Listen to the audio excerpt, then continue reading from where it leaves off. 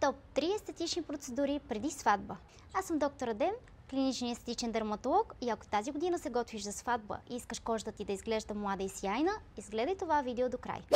На трето място, но не и по значение, е Скулптра, биостимулатор на базата на полиел млечна киселина. Стимулира кожата да произвежда колаген тип 1. Хубаво е да започнете с процедурата поне 3 месеца преди сватбата, защото ефектът се вижда постепенно във времето и ще имате нужда от поне 2 процедури. На втора позиция са полинуклеотидите под очите.